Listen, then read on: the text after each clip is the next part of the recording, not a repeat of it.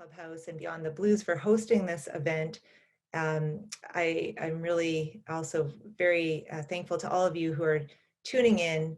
And I know everyone has so much going on, even though we may not be able to do all the things we normally do, somehow that has made some of our lives even busier. So taking this time to tune in and think about family relationships and helping kids is really valuable.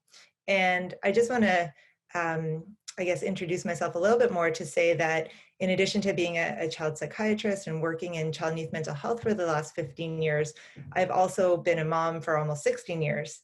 And just like everyone, when this pandemic hit, I've been going through all the same questions. How do I help my kids cope through this? Worries about family health and my parents, and just how to work at home and manage kids at the same time, which it turns out it sometimes is actually impossible. So what I'm going to be sharing today is really from my experience from a book I co-authored with Dr. Adele LaFrance called What to Say to Kids When Nothing Seems to Work. And it turns out that this has become pretty relevant right now as we're all stuck at home, more so with our families, and those rocky moments that come up all the time are coming up even more often now. So I'm going to share some of that and just ways that we can all continue to get through this. So I'm going to share my screen and show some slides, and then at the end, the last half hour, we'll do question and answer. And I really look forward to hearing your questions and doing my best to answer them.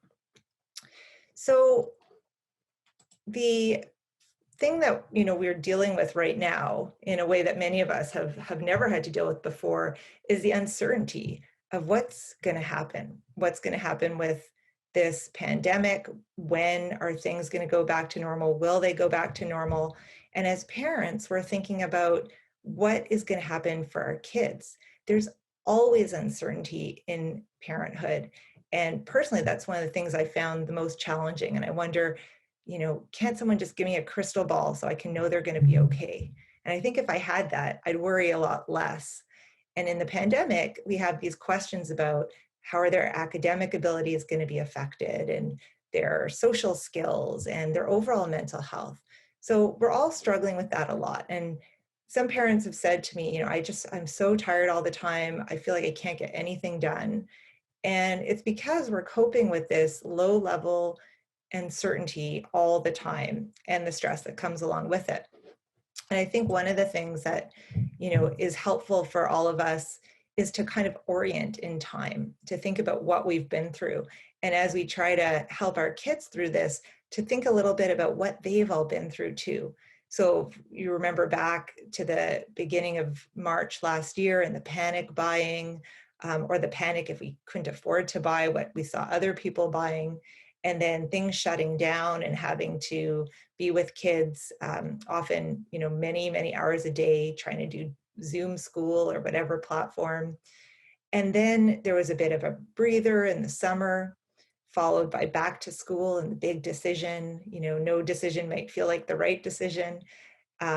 Getting through that, sort of okay, but of course, teachers, school support staff, administrators working so hard to make that safe and okay for our kids. Then the holidays being canceled, and finally some light at the end of the tunnel with vaccines coming. And this has all affected different families differently. So some families who were doing pretty well before actually enjoyed some of the break from having to rush around to different activities and getting to enjoy just more quality time as a family with less pressure. But for other families, being stuck at home together, especially when there's high conflict, has made it really difficult. And people often, in normal times cope by taking breaks, going out to see friends, going out to the gym. And for families that are struggling, not having those outlets has led to a lot of difficulty. So I want to share today some strategies to help families who have been doing relatively okay and families who are struggling to get through those difficult times a little more easily.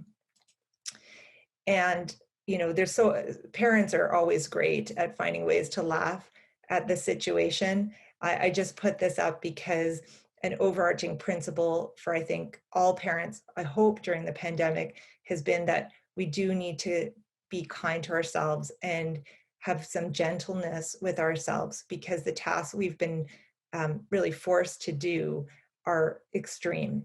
And I'm not going to suggest that anyone has to do things perfectly or be there all the time for their kids. It's not possible at any time. It's certainly not possible now. And if there are things I talk about today that you haven't been doing, I think the key message also is that it's really never too late to do things a little bit differently, and that kids will appreciate any efforts to do anything when they know it's coming from a place of love.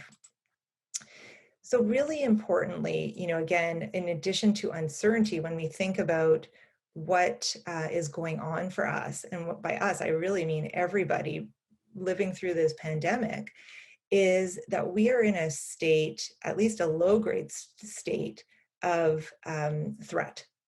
And when we're in a state of threat, we have the fight, flight, or freeze response.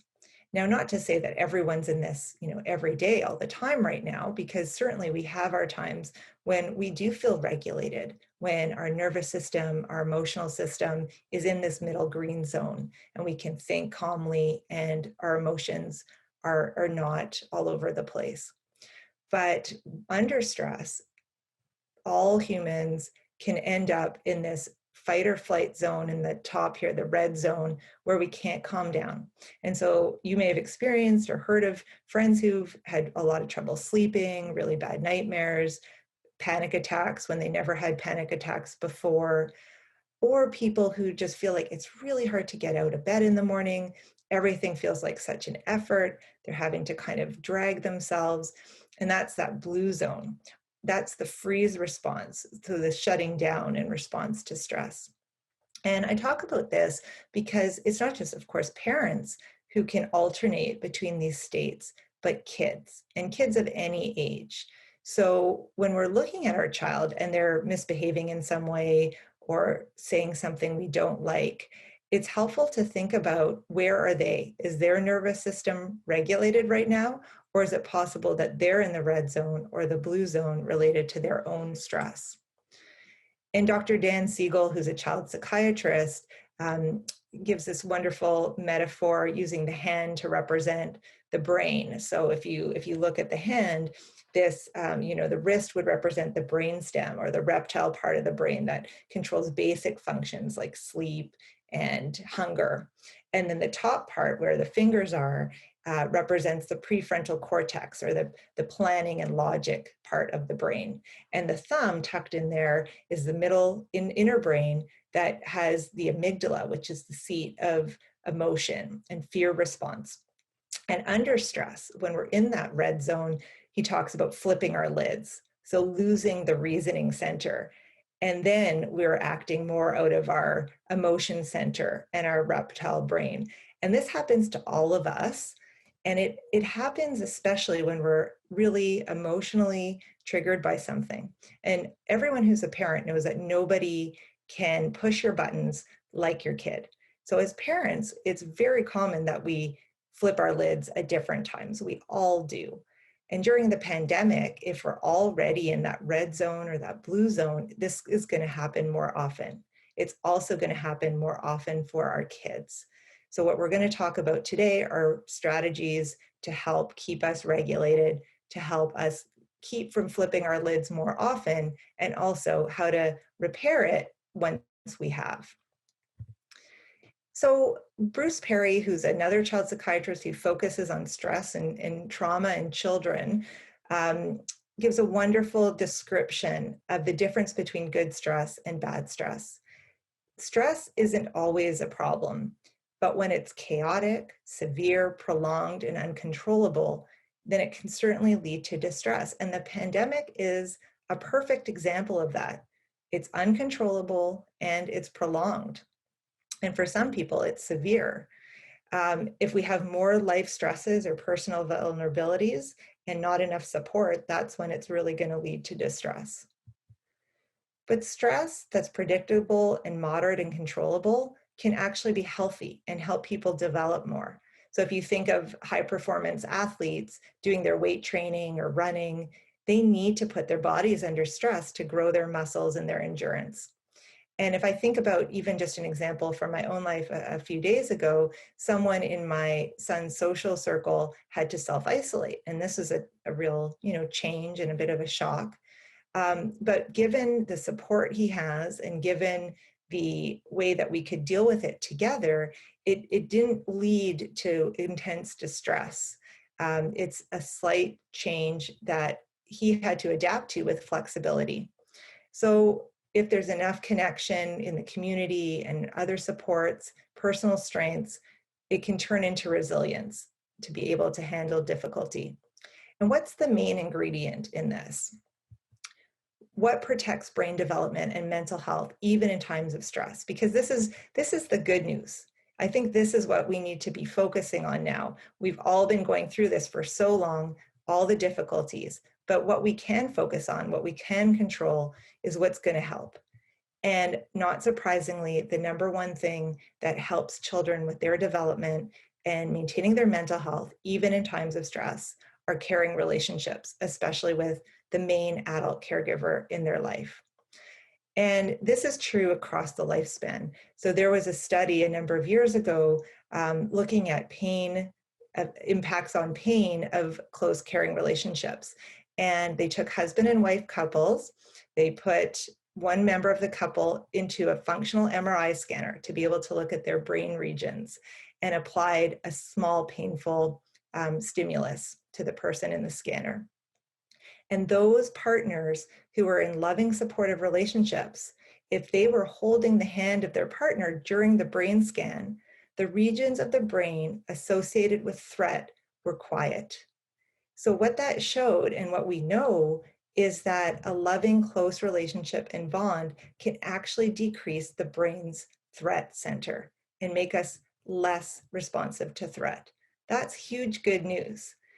And with children, we can think about this lovely metaphor of parents and caregivers being like the dock, and the child is the boat. If you think about little toddlers, when they first learn to walk, they, get up, toddle away from their parent, and then come back for a little hug or cuddle to recharge their batteries. And we all do that in our relationships. So the parent is like the shore, the dock, and the child going out to explore. Another way to look at this is through this lovely graphic from the Circle of Security International, which is an early childhood program. And in this graphic, the hands on the circle represent the parents or caregiver. And you can see in this diagram, it's a young child, but this is true at any age. So there are two really important aspects of the relationship. On the top of the circle, the child is going out to explore the world, and they need the parent to watch them, delight in them, enjoy. So if you think of an elementary age kid on the monkey bars and says, "Look at me, mom, look at me, dad," that's what they're wanting. They're wanting to explore, and they want you to watch and enjoy with them. And the parent's role there is to be the secure base from which the child can go out to explore. On the bottom of the circle is the role that we call safe haven or safe harbor, where the child, upset, hurt, afraid, comes back to the parent for comfort, for protection, and to help understand their feelings. So this is universal across cultures and based on 50 years of attachment science. The thing that a lot of parents forget is that that top part of the circle is just as important as the bottom part of the circle. And one of the reasons that as parents, I think we've been in such conflict during the pandemic is that our basic needs to protect our kids and keep them safe are often at odds with what we know to be their need to get education, to explore, to see their friends. So it's very much our fundamental parenting needs that are getting challenged in the pandemic. And I remember when I first could let my child during the pandemic go to 7-Eleven to get a Slurpee. I mean, this was no big deal before, but now during the pandemic, it was really challenging and I had to think it through. And I ended up going with her the first time to show her how to do it safely and to follow the COVID protocols. And so we've all been challenged to teach our kids and to show them the way to do things in this new reality. And that actually takes a lot of parenting muscle. So it's no wonder that we've been tired. And the decision making, the balancing the needs on the bottom of the circle and the top of the circle have also been a challenge. So to think about the parent tasks during the pandemic, number one is just be there. And Dan Siegel, the child psychiatrist, has a new book called The Power of Showing Up. And I love that title because what he's saying there is you don't have to be perfect. You don't have to say the right things all the time, but being there to help soothe your kids, to help them with their feelings is a huge, huge thing. We need to orient them to what's going on in the world at a level that they can handle.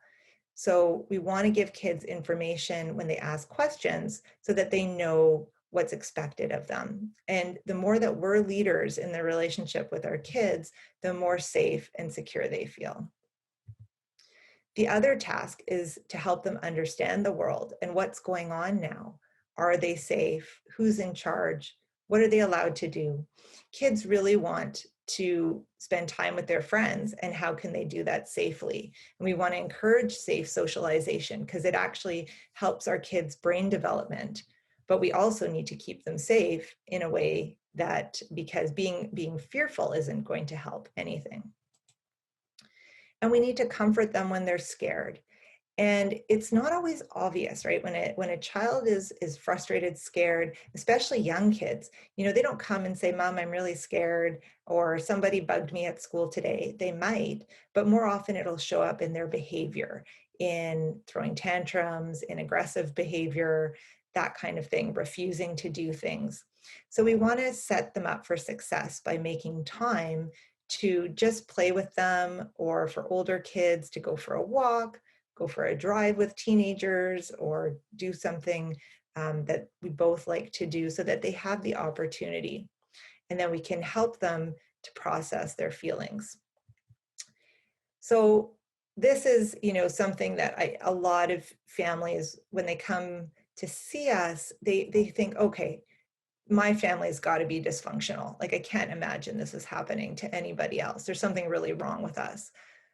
But I have the pleasure of working with so many families and just knowing so many families that I can tell you with great confidence that all family life is messy and that this is just kind of how it goes. So we're not aiming to perfect the family environment, that kids should never melt down, that parents should never be stressed, that things should never escalate, but just how to maintain the strength of the relationship through those difficult moments. And that's the other really good news story here, is that weathering difficult moments is actually the glue that cements relationships. So we don't want to be perfectly in tune with our kids all the time, never miss something they need. That's not even possible or normal. And it's really getting through these moments that matters. And that's actually why we wanted to write this particular parenting book, because it deals exactly with this, with managing the difficult parenting moments together. And you can think of yourself, in terms of helping your child get back into that green zone. And that's a role that we can play as parents, even with young kids, so that things can go in, so that they can learn, so that they can listen to what we're trying to teach them. So let's start with a practical example.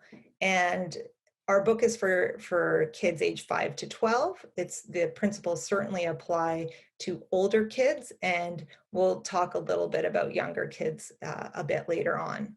So if you have a school-age kid or a teen who says, I don't want to do my homework, I don't know about you, but for me, I can feel my pulse start to quicken. I start to get a little concerned, like, oh no, here we go again.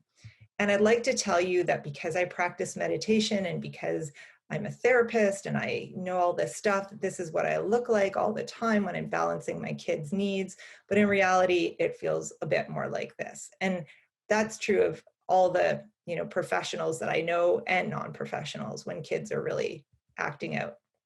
And so in that state, it's pretty common that we'll have a quick reaction that we might say, well, you've got to do your homework, or come on, I'm sure it's not that bad, or you'll be done in no time, fine, but don't be surprised when you bomb your test. If we're frustrated, we don't always say the nicest things to our kids.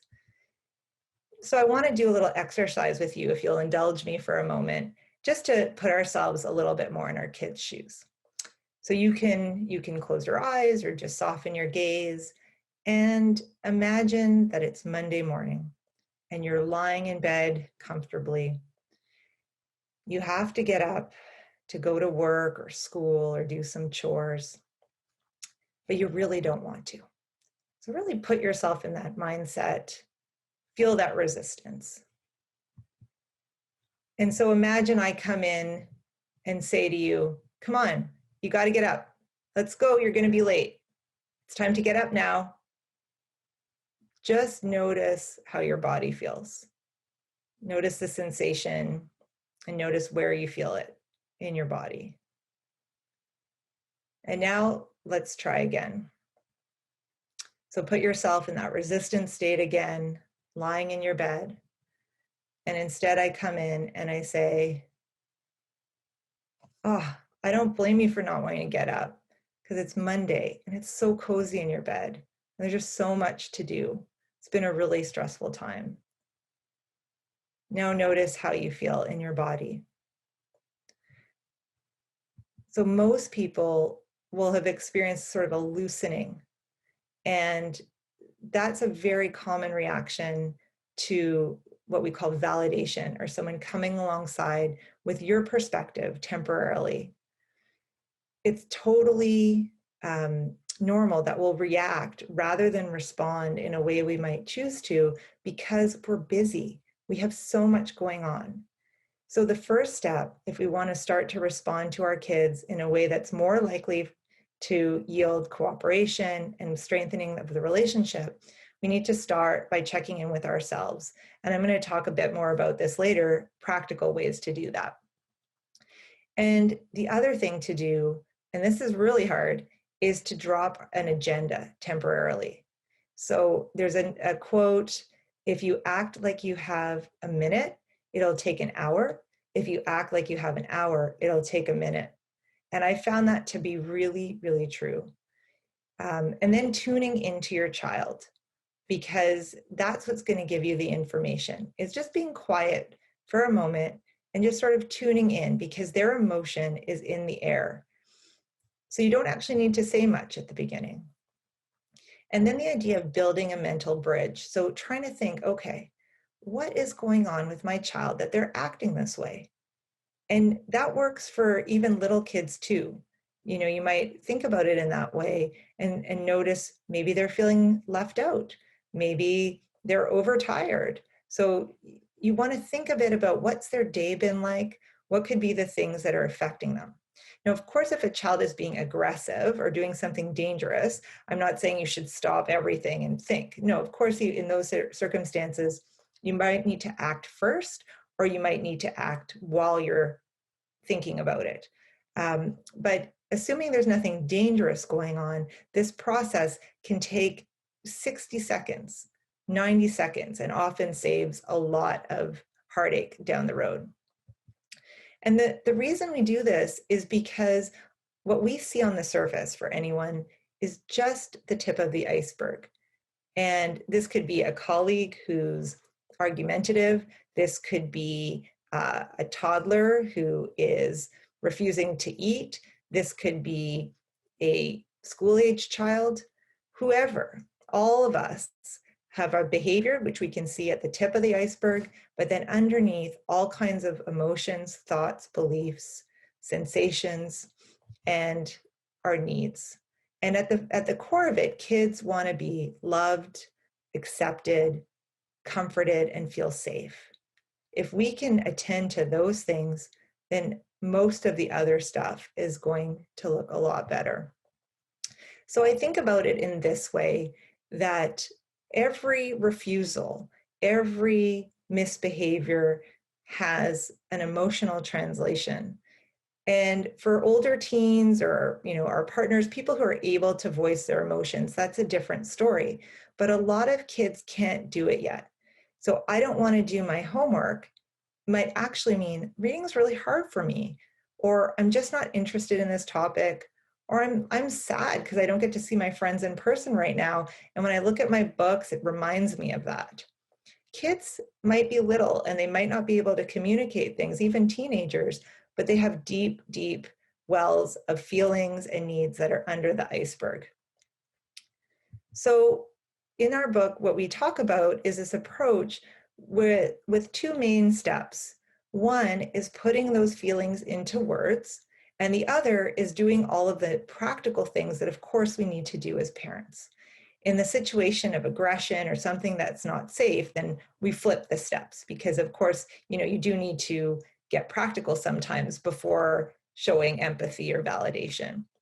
But a lot of parents and caregivers, we skip over that first step because we feel rushed or because we're just not sure what to say, or we just sort of don't think about it, that there could be a different way to respond.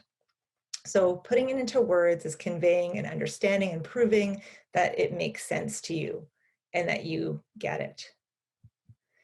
An example with the homework, might be, I can imagine why you might not want to do your homework. And I'm going to pause there because I just want you to notice what word comes to mind if you put yourself in that situation. And I'd say in about 90% plus of parents, we think of saying but. So I can imagine you wouldn't want to do your homework, but you got to do it anyway.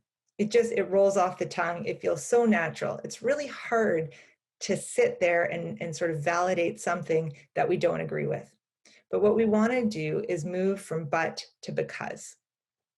So I can understand why you might not want to do your homework, but you got to do it anyway, is transformed into, I can understand that you might not want to do your homework because you'd rather be outside playing, and because this math stuff is really hard, and because you've already had a really, really long day at school. At first, that can feel a little uncomfortable, sort of the length of it, but validation works better when it's given some time to settle in. And when you're really conveying this attitude of, I'm here with you, I accept what you're saying. And validation is not agreement. Validation is not agreement. It's not saying you get out of doing your homework. It's not saying that homework is boring or math is hard. It's just temporarily putting yourself in your child's shoes so you can not only see their perspective, but voice it to them. And when you do that, it helps calm the fear response. It helps calm that limbic system in the brain. It's very similar to the effect of partners holding each other's hand during the MRI scanner and the pain stimulus. So an example, I just gave one before about homework. Another one would be, well, I wouldn't want to do homework either on this nice afternoon. It's been so rainy and stressful lately. There's infinite ways of putting this, and we certainly want you to use your own words. The reason we developed these kinds of templates that we have in the book is because parents in our groups would say, this is different for me, so I don't know how to get started. Can you please give me something practical to say? So we developed these templates, but we certainly hope that over time, parents and caregivers will develop their own way of adapting it. So, I was thinking about what's it like to be a teacher right now? And also, what's it like to be a kid right now in school? And just all the many, many things that changes, the little differences, lining up to go in, having to sanitize your hands, wearing your mask. Maybe your co-student is not wearing their mask and you feel nervous about that. Maybe you really miss seeing your friends. Like, our kids are going through all these little micro differences too, and some of them are really major, like teachers out for quarantine or whatever it may be. So just sort of an awareness that our kids are already at baseline under a lot more stress right now. And there are lots of different sentence starters, ways you can do this. No wonder you feel that way. Of course it would be like that. I wish I could give you this. I can see how important it is to you. So we're just entering with them in this kind of imaginary way. And the key here with this stuff is that being with this attitude of being with our children, even when they're distressed, or if they're, happy for that matter, is about conveying, I'm here, I hear you. It's not, I always agree. It's about, I understand, not, I must make you happy. And it's amazing in our parenting culture right now how much we can feel like our job is for our kids to be happy. And if they're not happy, somehow we failed. That's just kind of like in the water right now. And life is not like that. So we have to not look at our kids' emotional state as our personal report card. Kids, by nature, like all humans, go through all different kinds of emotions and emotional states, and that is normal. The last one here, I care, is different from I'll solve all your problems. So it's being with, not doing for. And the second part of our approach is providing some emotional support. And this can be things like soothing or comforting if a child is sad, or reassuring if they're worried, sharing in joy. And I just want to say something about that, because I think a lot of times in psychology or parenting, we're focused on kind of dealing with the negative, but being able to be with someone in their happiness or excitement is just as important. So if your daughter comes over to show you some artwork she's done, and you're kind of really busy and can't look at it, and she might walk away deflated. And those little times are such a nice moment for connection over joy and over enjoyment. So I'll come back to that later. But our framework in the book also has a chapter on being with joy. It might be if your child is angry, you need to allow space. So I'm not saying, some kids can only take so much verbal information. And if they're having a really hard time and you try to do this nice validation, I can understand why you might be angry because I just said this thing that was so annoying to you. And they're like, I need space. I don't want to talk to you. Or they just kind of, it gets worse. Absolutely. Space when somebody is angry at you might be needed for a short time before they're back in the green zone and you can talk about it. But the idea is to really be attuned to what your child needs and to communicate that you love your child, that you accept them as they are, and that you're there for them. And the practical stuff, I think there's tons of things out there for parents about consequences, limit setting, distraction, and a really important one right now, because a lot of kids and parents have been scared about going places or going to school, is support to face fears. So we don't want to encourage stopping at step one. It's lovely to do the validation and to be able to talk to kids about their emotions and be empathic. However, when it comes to facing fears, parents need to get practical by helping kids work through it. So for example, with homework, it might be needing to set a timer or scheduling some exercise first and then some time doing homework or getting a tutor. Who knows? There's lots of practical things that are needed. For a child who's scared about going back to school, it might be setting up a gradual reentry schedule with their teacher or the school administration, and they spend 5 minutes, in the school parking lot the first day, and then another 10 minutes at the front entrance the next day, and then in the counselor's office for the next day. So things like this are essential. A lot of parents are really good at these practical supports, but just haven't been in the habit of being with their kids' emotions. So we sort of focus on that first. But there are other parents amongst us, and I certainly fall into this category, who really love talking about feelings, or that's pretty easy. But then we might not want to, upset our kids by setting those practical limits or making them do things they don't want to do. And both sides are just as important. So an example that I really like that helps with problem solving is this idea of giving choice about how much help do you need to solve the problem. And this originally comes from parenting expert Barbara Coloroso. But asking your kid, let's say your son comes home and says, oh, this other kid just wants to hang out with me all the time, but I don't really like him that much. I don't know what to do. you know, as a parent, your first instinct might be to solve the problem or to give suggestions. Most of the time, kids really appreciate if you just ask them, is this something that you want me to just listen? Do you want me to listen and help you think of a solution? Or do you need me to solve the problem? So I've been really pleasantly surprised with how much this helps. Most of the kids and teens that I see, if I had to say the one thing that they want is for parents to listen a little longer before jumping in to give advice or solve the problem.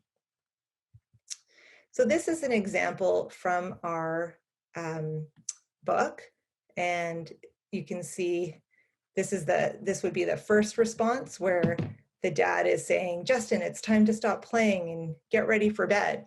And radio silence. Justin, I said it's time to turn off the game. Oh, okay, I'll be done in 5 minutes. If you can't do it, then I will. And I've had many of those conversations. And now this is a slightly different version. So Justin, it's time to stop playing and get ready for bed. But my game isn't finished. What are you playing? Monkey Madness? Looks like you still have a lot of power. Yeah, I built this treehouse and got this new tool. Nice, it's hard to turn it off with all that's going on. Playing sounds a lot more fun than bed. Yeah, I'm not even tired. Yep, that's a tough one, especially since you're so focused. How about I help you? You can finish this life and then I'll race you up to your bedroom. Okay, Dad, let's go. So of course, it's not always going to be roses in real life, but even if it doesn't quote unquote work, the time spent talking to your child so that they know you understand their perspective and you see their good intentions is still time well spent. There's a huge difference between saying, you know, you're always on the screen and it's going to rot your brain versus it's tough because you really like this game and it's fun for you. So I'm being a bit dramatic about the extremes, but just sitting down for that little bit of time, again, that's the minute that's going to save you the hour later. Another example would be, you know, a teenage girl says, you're the meanest mom ever. Of course, any typical parent, you know, we're all going to feel a little defensive in that moment. And an approach that's a little different from what we typically do would be to actually lean in with putting that into words or some validation. So crossing the bridge, thinking about, I wonder what's going on for my kid that she's saying that. And then it might be, no wonder you're angry at me because you really want to go to that restaurant with your friend and you've been waiting for weeks and I'm saying no. When you hit that on the head, it really helps to de-escalate the angry response. So these things, you know, are a work in progress. It doesn't have to be exact. It's really about that stance of validation. And my favorite chapter in the book is the one where we talk about what do you do after what you've done? What do you say after what you said? Because it really is never too late. It's never too late after something's happened with your child or your partner that you don't particularly like to go back and do it differently. And if you're the parent of an older child, if your child is 22 or 42, it's still never too late to start to talk to them in a way that honors their good intentions. So we have this chapter called the do-over, and that's what I want to share with you a little bit now.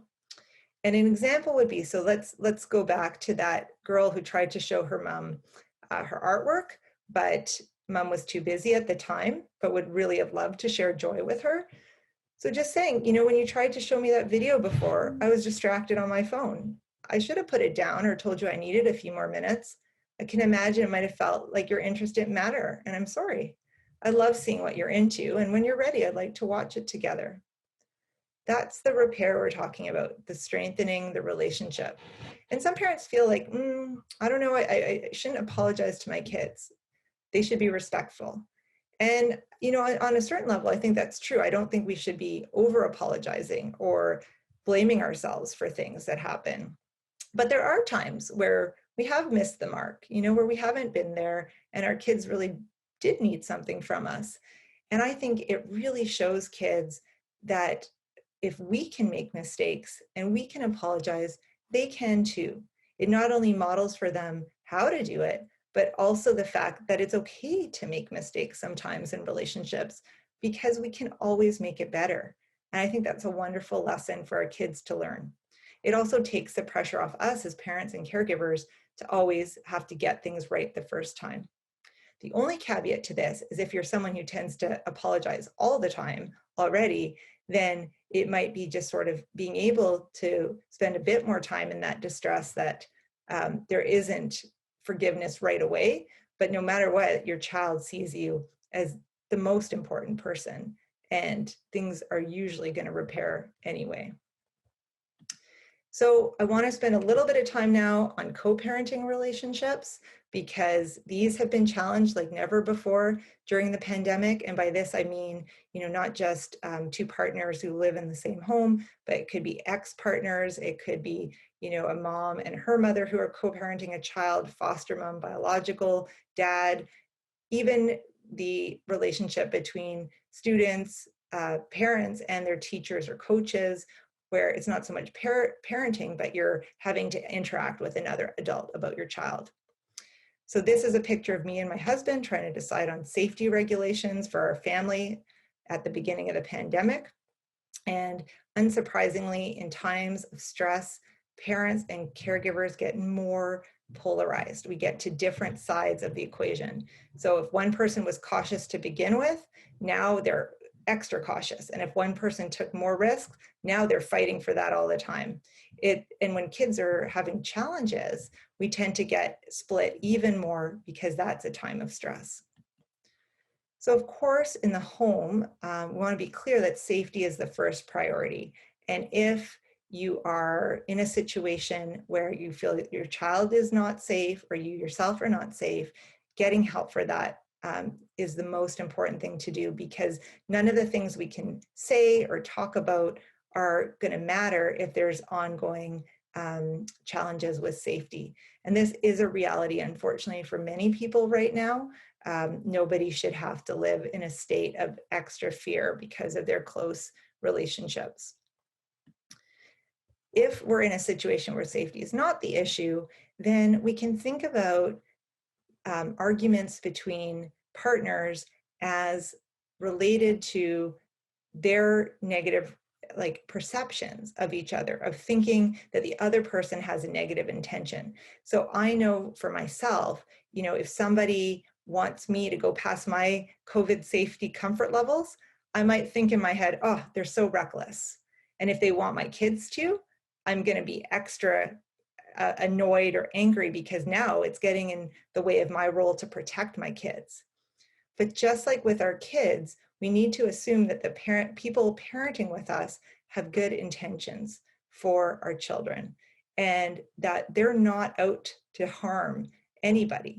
If we're in a committed relationship with each other, and we start to fight, and you see that sort of trigger in the middle of this diagram, what we need to recognize is underneath that, just like the iceberg, are these main emotions for us too: the need for comfort, acceptance, safety. And we're all in a stressful situation right now. And I think that's why we're seeing more arguments and blowups between partners. So if instead we can look at our partner and try to validate their point of view, build a bridge to how they're looking at things, it'll go much more smoothly. And this is an example from our book where, partner one comes and says about their child, he's being awful. And partner two, well, what did you say to him? So that's like assuming the negative, right? What did you say to him? Why do you always assume it's something I've said? Well, he was perfectly fine 5 minutes ago. Well, then you deal with him. So when partners come to each other complaining about what's going on with a child, 9 times out of 10, I would say 10 times out of 10, they don't want criticism for how they've tried to deal with it. And they're probably in the red zone themselves.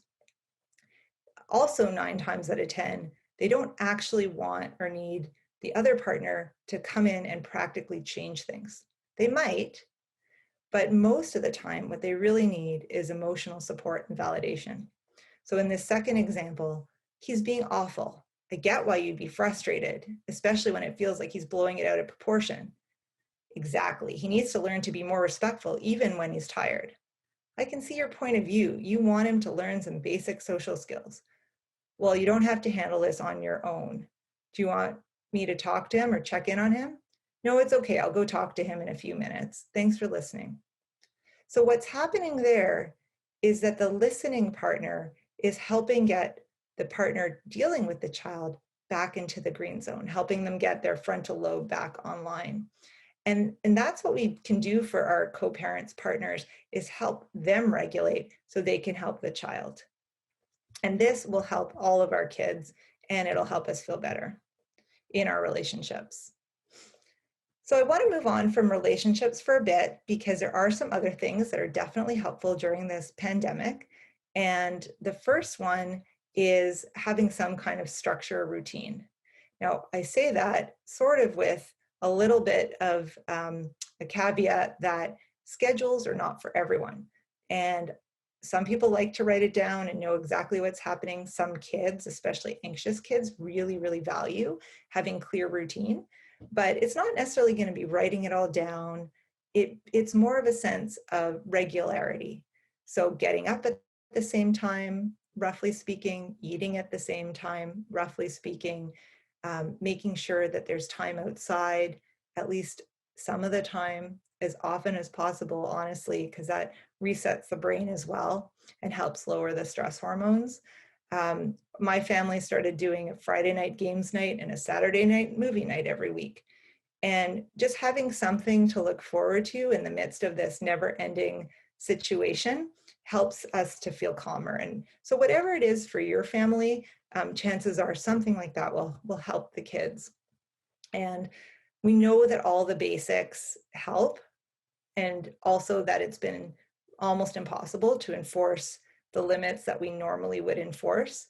But as this goes on, we do need to start looking at how can we get back to healthy lifestyle, or how can we establish it if we never had it before?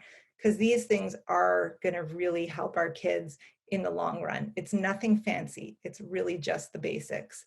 And using some of the skills around validation and putting into words can help us set limits more effectively and can help our kids cooperate more easily.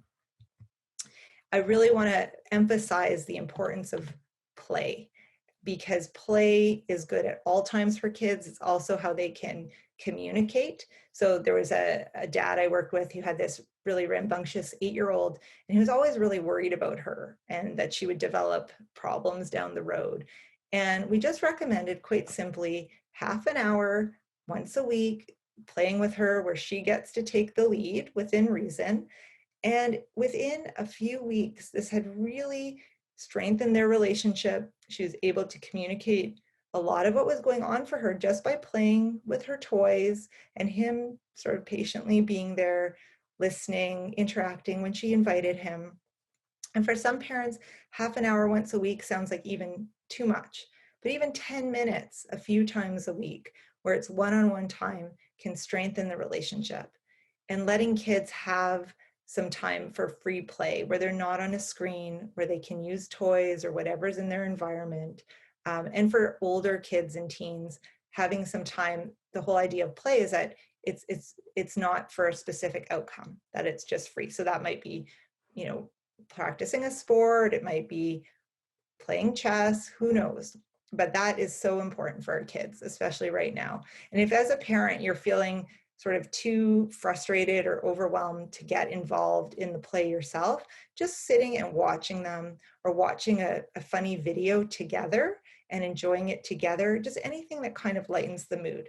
Certainly don't want you to put more pressure on yourself to be playful when you don't feel playful. Getting kids outside for a change of scenery, moving around, mindfulness activities, all of these things are regulating. And for some kids, before you can talk to them and be empathic, they're too much in the red zone and they can't take in words. You can play a game first, just briefly, to help them get regulated, right? Putting that fire extinguisher on the amygdala, on the brain.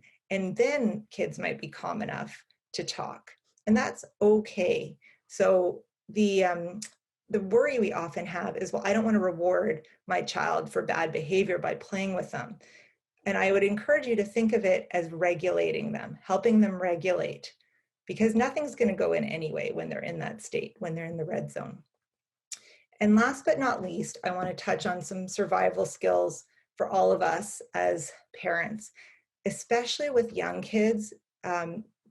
What you do for yourself to take care of your own well-being is the best investment you can make. That's going to really keep everybody going. So if there's only one thing to focus on and you have young kids, I would say hands down, it's yourself.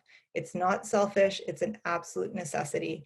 And the more you do it in small, proactive doses, the less you'll need to do in sort of big chunks. And what I notice for myself is if I don't do my exercise and I don't do my meditation and I don't talk to my friends, then I end up scrolling on my phone for like 2 hours and wasting a ton of time, because I think our bodies try to steal back relaxation and steal back calm. And if we don't give it to ourselves, we'll just end up wasting time down the road. And I have this little picture of a thermostat because as parents, we're the thermostat in the household. We set the temperature, we set the emotional climate.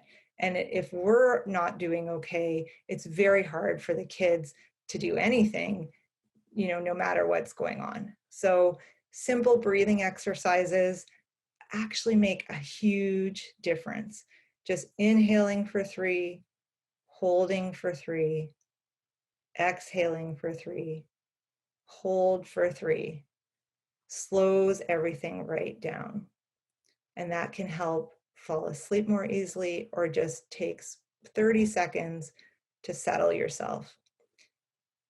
One thing and it can be done when you're in the middle of talking to a kid who's having a difficult time. I also have used this self-compassion break many times, developed by Kristen Neff, who's the mother of a child with autism. So telling myself in the middle of it, this is a moment of suffering. I'm not alone in this. What do I need right now? And sometimes it's that I need a little break, or maybe, everybody has different things that help them regulate. So if for you, it's noticing your favorite object in the room, or giving yourself a hug, listening to music, whatever it is, just sort of allowing yourself that this is important. This is part of what's going to help your family. And of course, sometimes we need to take a break. We've really been stuck together, and a break might mean a short walk outside if your kids or teens are older. It might mean just needing to be silent for a couple of seconds in a room. It might mean that if you have a co-parent, that they need to come in for a bit so you can go and take a little break. And if you're alone with a younger child, you do want to explain to them that you're not leaving, this is just temporary. And you can think of it as a time out for parents, because once we feel like we're regulated again, then we can help our child regulate more easily. And last but not least, we all need external supports, because we are going through something so extreme right now. And we can't necessarily just rely on the one person that we happen to be living with if we're living with another adult, because we all need multiple kinds of relationships, intimate relationships, but also friends, and also community connection. And these are hard to have right now, but they all matter, and we can feel lonely without them. So noticing that loneliness is just as vital as thirst or hunger in telling us what we need. And if we can, making time to text or FaceTime or whatever with the people who can fill up our emotional cup, so that we have more resilience to do the same for our kids. Dr. Henry says, be kind. And this is a great strategy for mental health. It actually helps us and helps our kids to help others. It really does. And to think about what we have, to be grateful for what we have, and to notice the helpers. So for example, having your kids talk about who are the helpers in your life. And maybe they know about Bonnie Henry, maybe they know about kids in their class who've done a food drive, or their teacher, or the first responders and doctors and nurses, and really focusing on them. We can all get caught up in focusing on negative news cycles and putting our attention there, and that's just going to deplete us. But cutting down on that information and putting our attention towards what's going well and who's helping, and that we're all in this together, is really going to help us. So this is Cindy Lou Who, and a good friend of mine said that the COVID had turned her into the Grinch, and she wants to get back to being a Cindy Lou Who. And that's how we can do it, is by noticing the helpers and helping our kids to do the same. So if you find that, you're sort of struggling with your own parenting and just needing a little bit more support, there's a wonderful free program, Confident Parents, Thriving Kids. You get a referral from your family doctor, a pediatrician, and it's telephone support either for parents of kids with anxiety or parents of kids with mild to moderate behavior problems.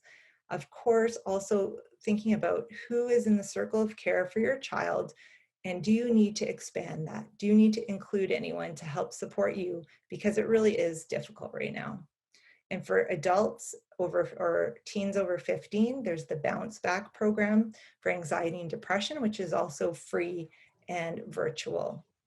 And post-secondary students, in case anybody is working with them, there's now a free service through the government as well, heretotalk.ca, which is wonderful. And Foundry BC also offers services virtually for youth 12 to 24 and their caregivers.